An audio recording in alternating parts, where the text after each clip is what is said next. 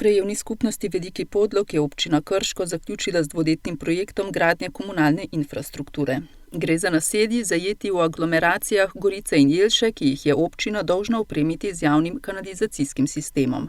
Sicer pa ta projekt obsegal ne samo izdelavo kanalizacije, ki je sedaj narejena v dvojnem sistemu, se pravi meteorna in fekalna ločeno, ampak je bilo obnovljen tudi vodovod, potem optika, javna razsvetljava in seveda tudi asfalt na celotnem območju, kjer je bila obnovljena kanalizacija. Naložbo je pozdravila tudi predsednica krajevne skupnosti Veliki Podlog, Karolina Cizerle. Kot ste zdaj že lahko se sprehodili, je čist nekaj drugega, kar je bilo pred enim letom oziroma pred 2 leti.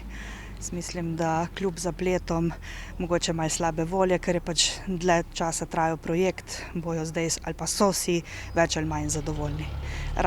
Rahli popravki se še izvajajo, ampak to je vse v sklopu tega. Cel projekt, ki je trajal 2 leti, je vreden 3 milijone evrov, se pravi gre za prvo fazo in sicer je bilo v celoti tudi financirano iz proračuna občine Krško. Kot je poudaril župan, bo občina nadaljevala z deli izgradnje komunalne infrastrukture v Velikem Podlogu in Pristavi. Sedaj smo trenutno v pridobivanju gradbenega dovoljenja. Predvidevamo, da naj bi v naslednjem letu začeli z izvedbo del, dokončala pa naj bi se tam nekje do sredine leta 2022. V pripravi pa je že tudi dokumentacija za Gržečo vas in Mali Podlog in s tem potem zaključimo celo krajevno skupnost.